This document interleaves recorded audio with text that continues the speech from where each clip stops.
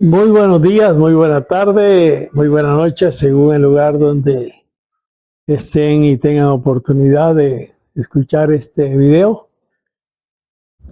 Mi nombre es Marco Ruiz, el afán de conversar hoy es respecto al tema de narrativas, narrativas bíblicas, narrativas históricas, narrativas políticas y de otro carácter, pero partiendo de nuestra tradición luterana, y por ello entonces el enfoque y punto de partida será la Biblia, dado que nosotros como luteranos siempre tenemos el principio de sola escritura como el recurso para explicar todos aquellos temas relacionados con nuestro vivir de fe y de otro carácter como la vida social, la vida cultural y religiosa. Por ello entonces estamos primero para describir el momento en que iniciamos esta charla. Tenemos tres elementos. Una es que estamos saliendo del año 2025 y entrando al año 2026. Segundo, que estamos entonces, por causa de ello, saliendo y concluyendo Navidad para entrar al proceso del tiempo regular de la iglesia. Y tercero, el ambiente político que predomina en América Latina en esos días, en donde la opinión política, la percepción histórica y social que vivimos está muy afectada por el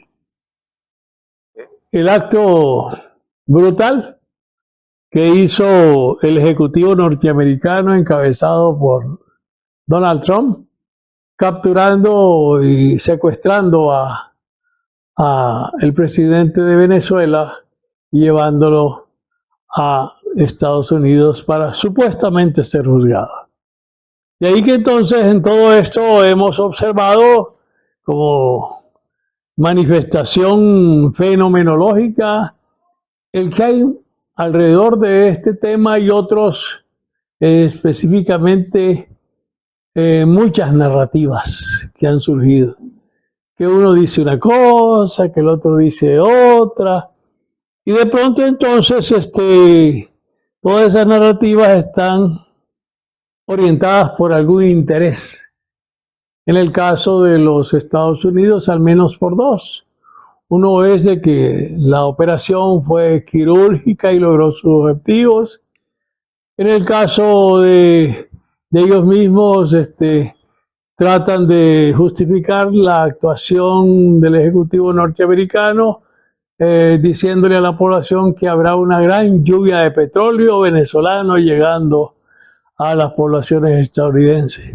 Por el otro lado, en el lado de los venezolanos, pues están mostrando al mundo lo que creo que desde el punto de vista de sistemas políticos se puede calificar como que esta situación es una prueba de que el sistema estatal, político y liderazgo venezolano es realmente fuerte y que aun cuando se hayan dado las situaciones ya anteriormente señaladas, el Estado venezolano continúa en los propósitos que justifican su existencia. Pero como hay tantas reacciones de uno y otro lado y mucha gente que opina rápidamente y se posiciona, pues vale la pena entonces ver estos hechos ya previamente señalados desde la perspectiva de la narrativa. De acuerdo a Michel Foucault, ese autor francés que trabajó muy bien esta temática, señalaba que las narrativas generalmente están muy dominadas por los intereses de quien narra o de quien le interesa que una narración tenga una orientación según propósitos particulares. Y por ahí entonces no nos debe extrañar que hoy día pues tengamos en el ambiente político latinoamericano muchas opiniones que de pronto hacen sentir que de alguna manera los propósitos del desarrollo político de América Latina va orientada al fracaso, pero en cambio los que tenemos y manejamos la visión de esperanza creemos solamente que el proceso avanza y que las posibilidades de desarrollo y el alcance de fines se logrará. Por otro lado, señalemos que, como ya dije al principio, nosotros partimos siempre como luteranos del principio de sola escritura. ¿En qué tanto la sola escritura nos puede orientar en esta temática? Y ahí está, diríamos, lo neurálgico o principal de nuestra exposición. Y es que en estos días hemos tenido oportunidad de leer el Evangelio de Juan, y particularmente en el capítulo 7 del Evangelio de Juan.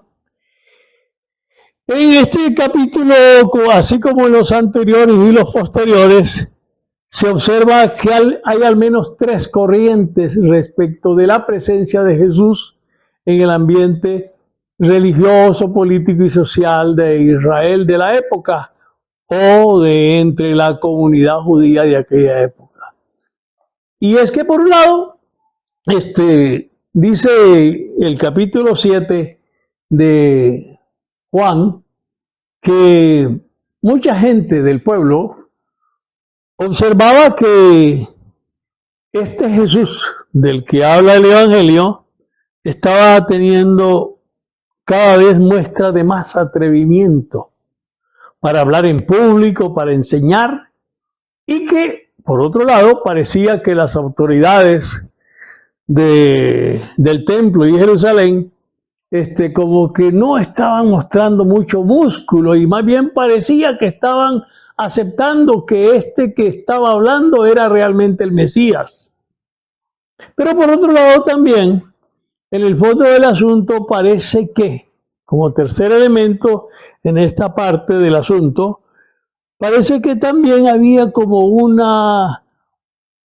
antecedente de negación. Y yo decía, cuando comentaba el texto con mis compañeros de congregación, que posiblemente esta negación se deba a que cuando se anunció de la venida y llegada, nacimiento de el Hijo de Dios por medio de la Virgen María a Belén de Judá, resulta que de parte de Herodes el Grande en esa época,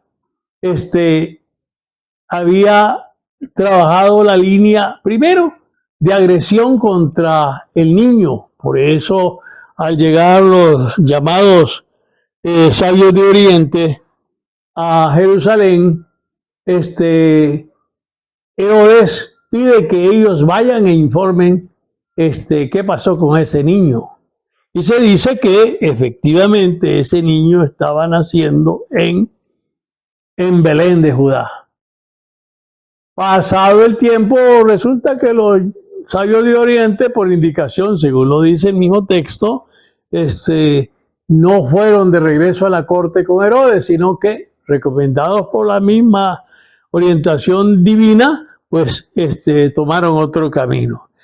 De allí que Herodes lanza una campaña de genocidio, y es que manda matar todos los niños menores de 2 años en la ciudad de Belén y sus alrededores.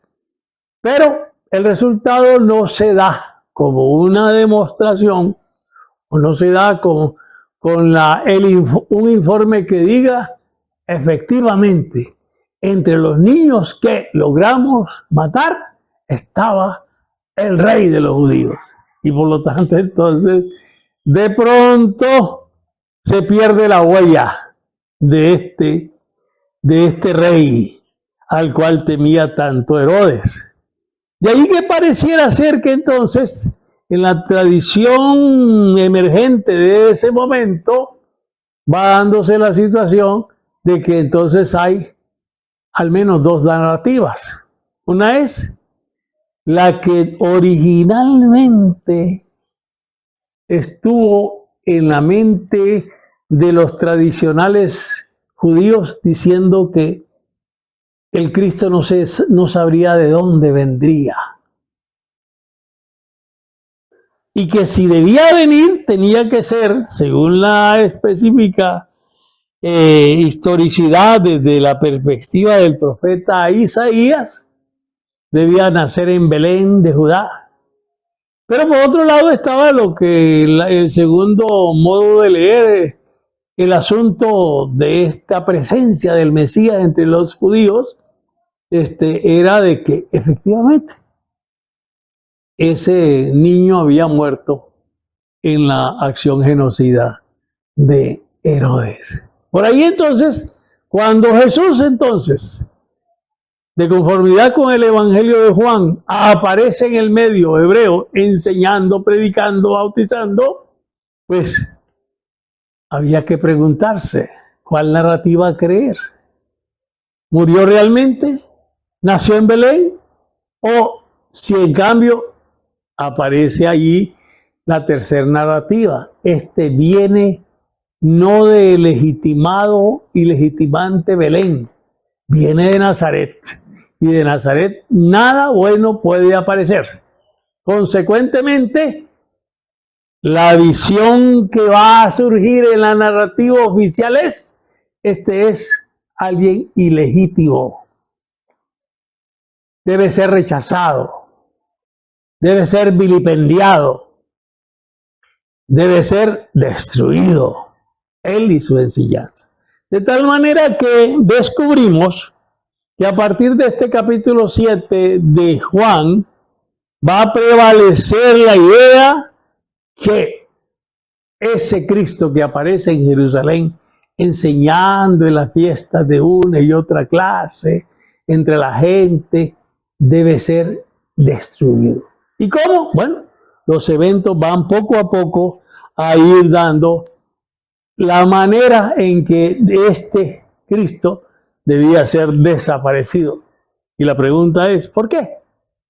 Porque aquí se quería sostener la narrativa de que ese Cristo no había llegado, y si es que había llegado, había muerto en la agresión brutal que hizo Herodes el Grande a toda la infancia de Belén y sus alrededores. Consecuentemente, entonces, a partir de ahí se va a construir una narrativa orientada por sobre todo a la negatoria de que el Cristo estaba presente en la comunidad de su pueblo, en sus ciudades, y también que su enseñanza tampoco había sido real en el medio y que por lo tanto los posteriores que confesaran a Jesús pues estarían hablando solamente de cuentos e historias o narrativas falsas que no tenían justificación en los hechos. Consecuentemente, entonces, vamos a tener una narrativa que va a llevar al Jesús histórico a la cruz. Ya que si no se logró eliminar en Belén,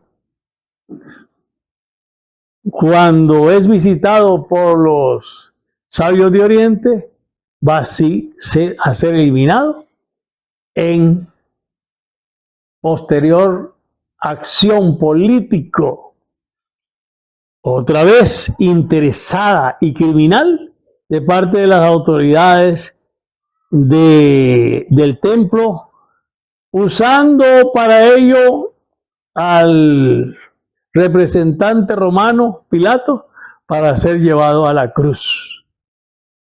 A la cruz. Y todavía agregarle un elemento adicional después de esa muerte. ¿Cuál es el elemento adicional dentro de esa narrativa negatoria?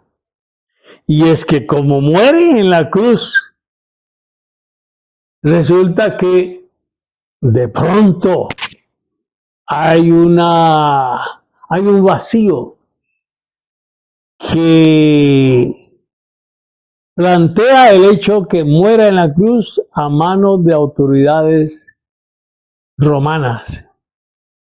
¿Y cuál es el vacío que había que llenar? Responder a la pregunta, ¿por qué muere en una cruz? Si la Escritura no habla que debía morir en una cruz. Entonces por ahí continúa la narrativa, pero retomada desde otra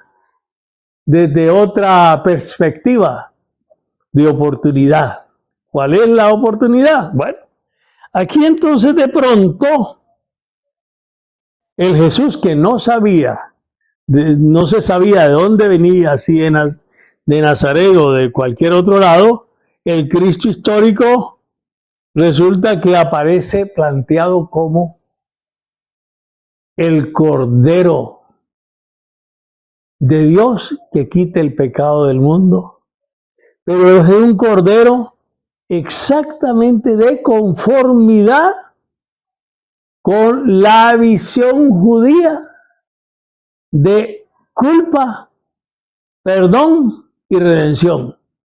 El llamado Cordero Pascual. De pronto entonces, ese Jesús que no se sabía de dónde había llegado, se convierte entonces en su crucifixión, en el sacrificio por nuestras culpas ante Dios, en donde hasta se llega al extremo de pensar que nosotros, como dice un canto evangélico de hace mucho tiempo, fuimos comprados con sangre por Cristo. Y que nosotros valemos tanto porque se pagó sangre por nosotros.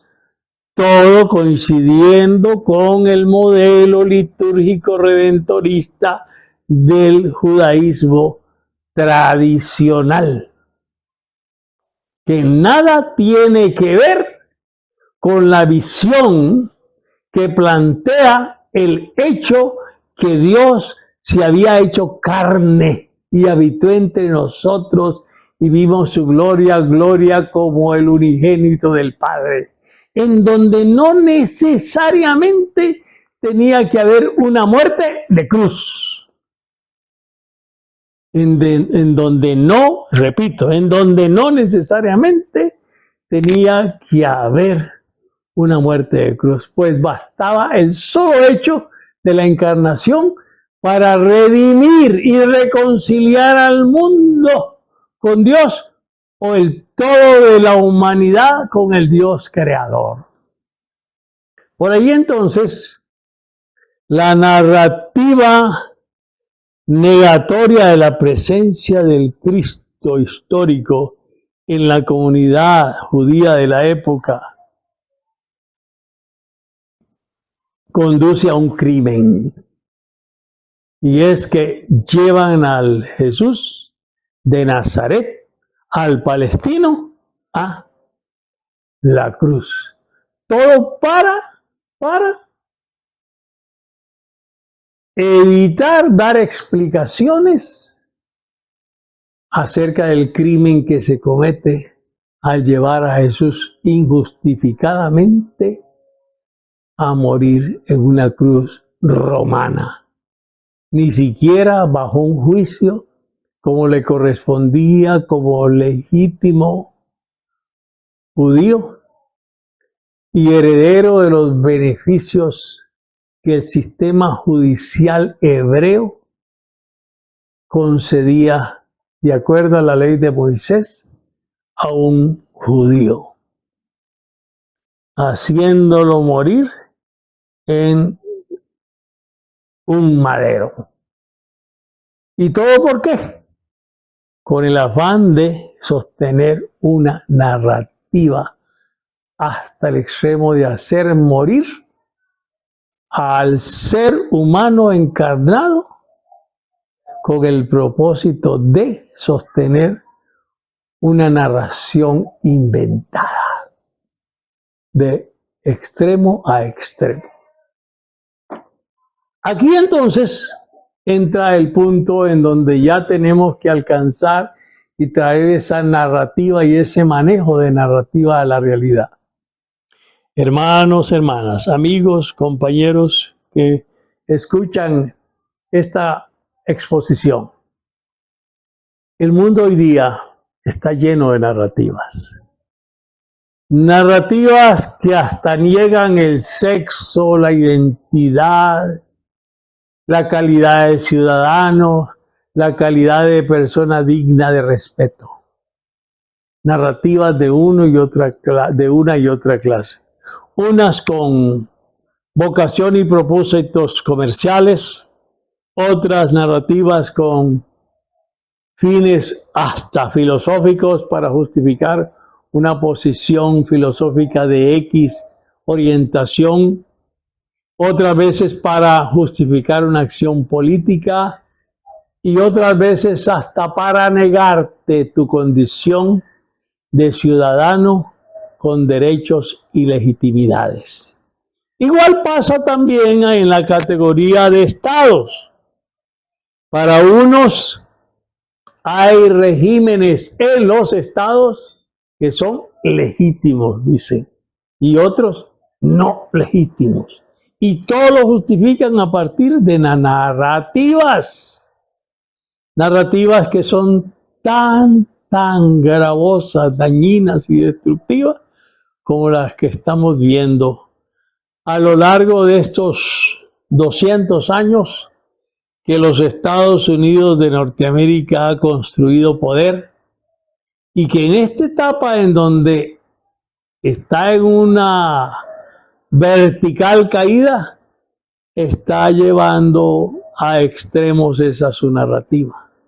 ¿Y cuál es ese extremo de narrativa? Bueno, y es que desde 1823 se planteó una narrativa llamada Doctrina Monroe, en donde el presidente de esa época dijo y estableció que todo el continente americano era propiedad de los Estados Unidos de Norteamérica. Y ningún pie, ninguna mano, ningún pensamiento ajeno al pensamiento y mano estadounidense podía estar presente en esta región. En consecuencia, ahora que el hegemón estadounidense ha alcanzado un nivel decrepitado y terriblemente profundizado en su autodestrucción, está reclamando esa doctrina Monroe para decir, ya que hemos perdido el resto, nos queda conservar lo que declaramos en 1823 como nuestro. Y por lo tanto, entonces, vamos a pelear hasta la muerte, pero no la muerte nuestra, sino la muerte de los otros, los que viven en México, Centroamérica, Sudamérica, porque nosotros somos dueños por doctrina Monroe y por nuestro destino manifiesto en donde nosotros, blancos, protestantes, tenemos prioridad de sobrevivencia respecto del resto del mundo y por lo tanto todo lo que hay en esta región es nuestro.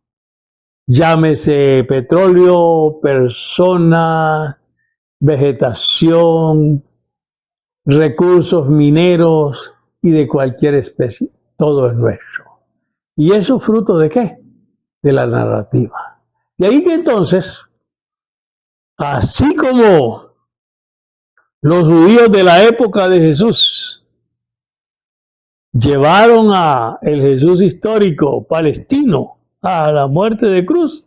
Ahora estos señores de Norteamérica, usando a las mismas iglesias cristianas evangélicas como armas, están justificando el asumir el gobierno, administración y designación hacia dónde van los recursos de América Latina. Y todo hacia el norte, a los Estados Unidos. De ahí que entonces aquí nos corresponde llamar la atención a nuestros hermanos evangélicos que vienen siendo crecientes desde en el caso de Costa Rica, desde 1891, en donde primero la Iglesia Evangélica Centroamericana, segundo pentecostales cuadrangulares, luego bautistas, luego presbiterianos como iglesias bíblicas costarricenses y todo el resto de orientación cristiana pentecostal de los años 70 y 90, decirles, hermanos, ustedes han receptado una narrativa que los ha hecho tributarios emocionales e intelectuales de los Estados Unidos de Norteamérica. Una vez, estando a punto de celebrar el aniversario de la Reforma, me tocó ir a Cartago.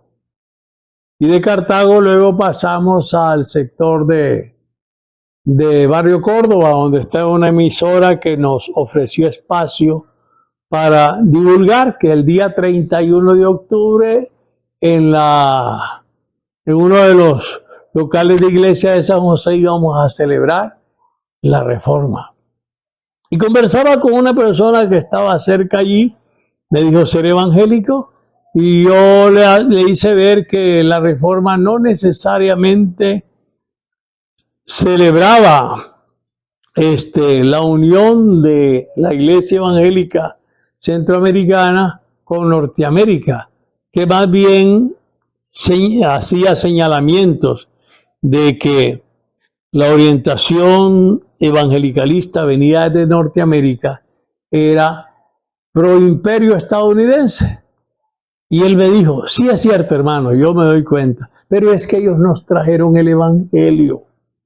Y por causa de eso no podemos dejar de pensar en afinidad con ellos.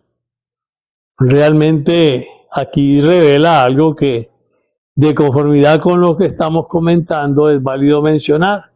Había tenido éxito con ellos la narrativa que les trajo la misión, que era una narrativa de conformidad con la doctrina Monroe.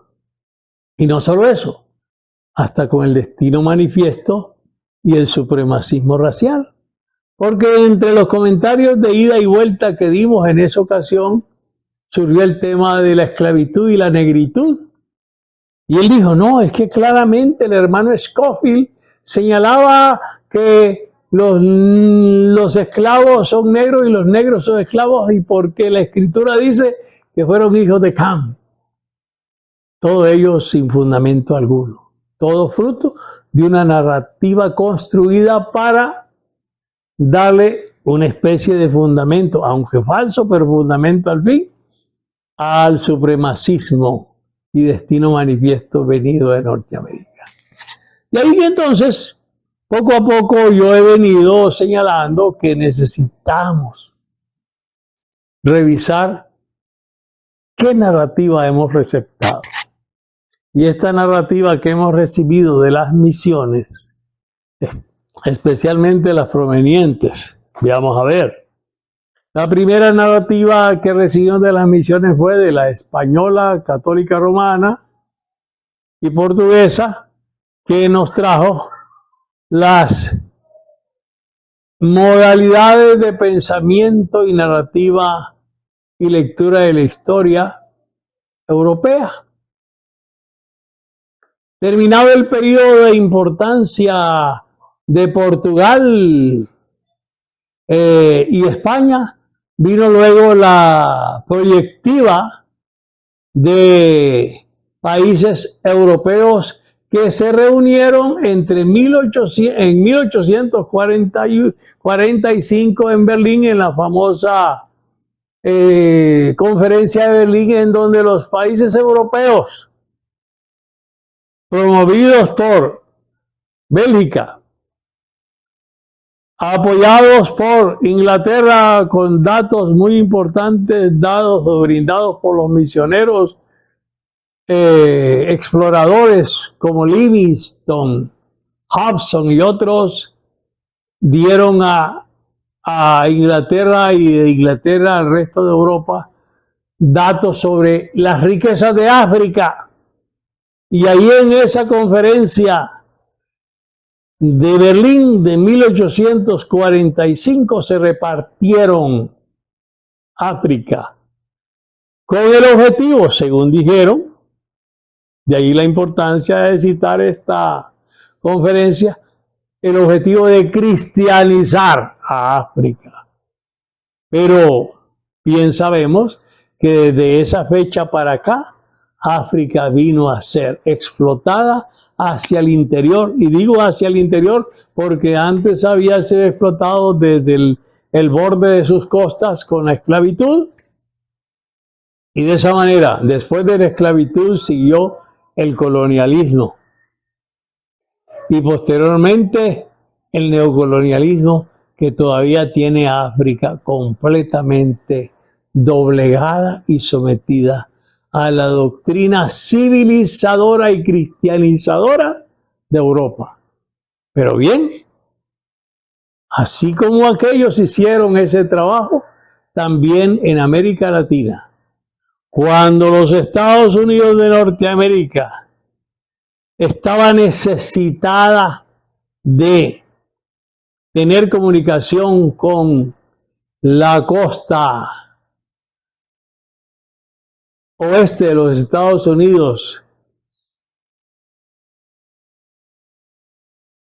la Marina, y bajo la influencia e ideología e ideas del almirante Mahan, uno de los fundadores de la Marina de los Estados Unidos, ellos necesitando pasar a la otra costa porque no podían hacerlo cruzando el continente norteamericano, porque había muchas dificultades de presencia de pueblos nativos y todo tipo de situaciones.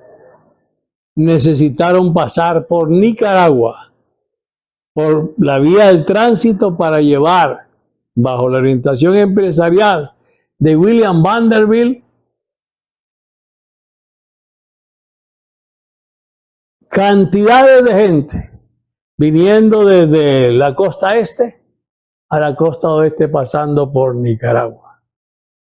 Y a partir de allí, poder ir poco a poco avanzando hasta alcanzar dominio sobre todo el Caribe.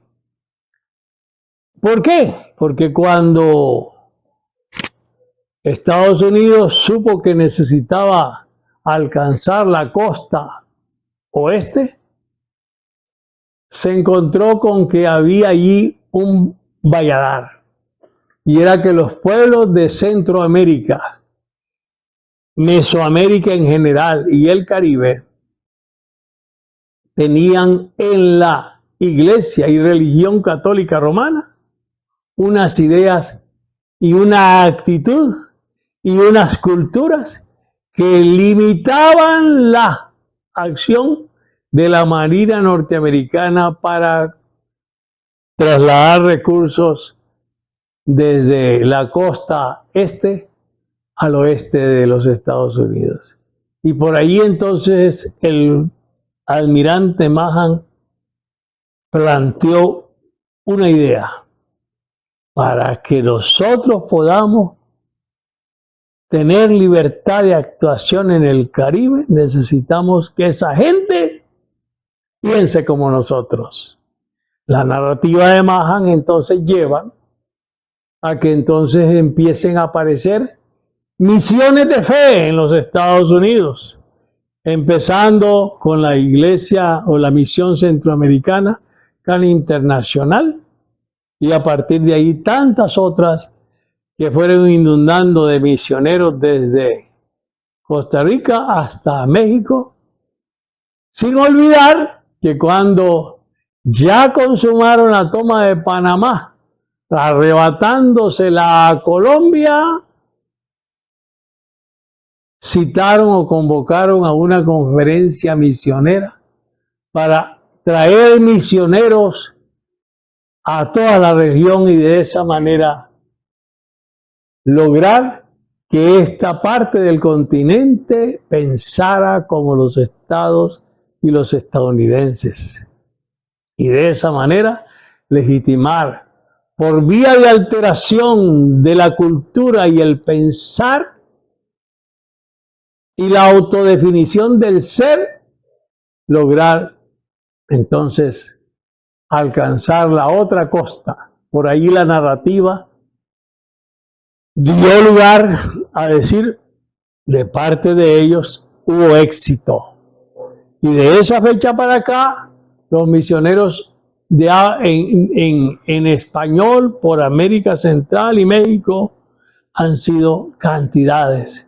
Posteriormente, por supuesto, todo el resto de América.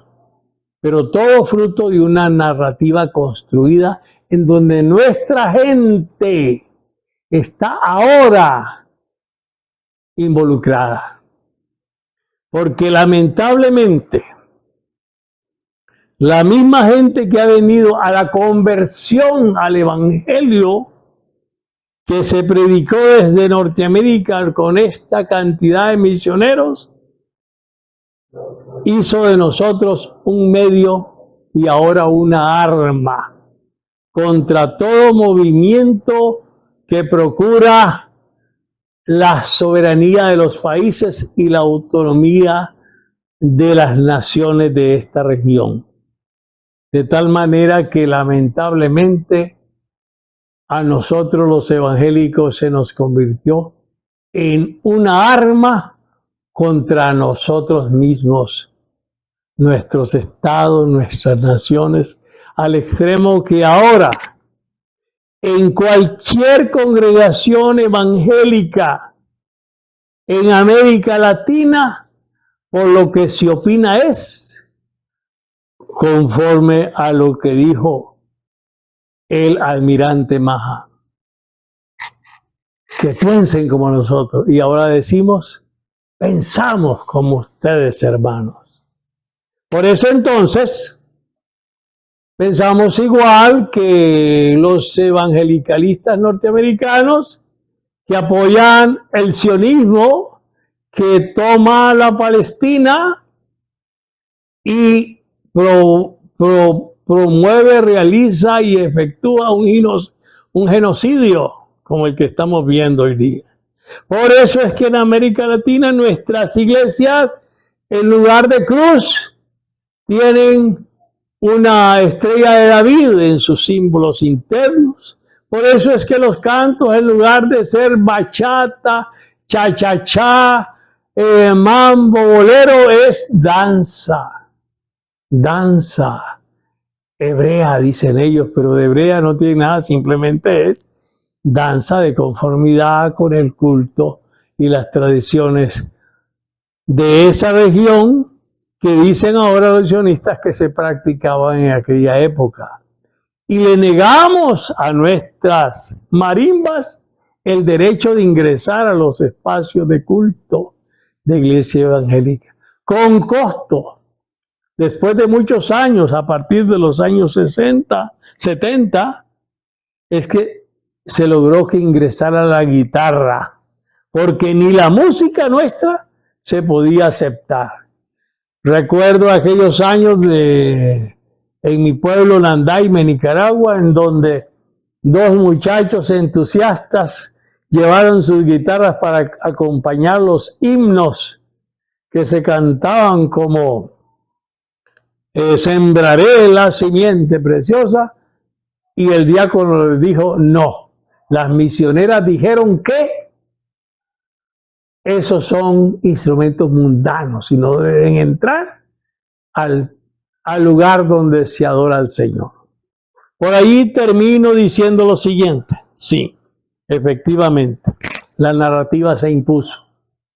Al grado que, pensando una vez en compañía de otros amigos que tienen las mismas preocupaciones que yo, decía yo que los misioneros han logrado lo que ni los Marines, ni el comercio, ni la banca norteamericana e inglesa habían intentado alcanzar en América Central, pero que los misioneros sí, con su evangelio individualista, excepcionalista y excluyente y sectario, han logrado. ¿Qué han logrado? Cimentarse en la mente de nuestros hermanos, al extremo de que piensan y actúan de conformidad, como dijo el almirante Mahan, que piensen como nosotros. Hoy día estamos pensando en las iglesias evangélicas de América Latina como los estadounidenses. Dios quiera que haya algún medio por el cual esto en algún momento cambie. Es mi oración y espero que sea también la oración de ustedes. Amén.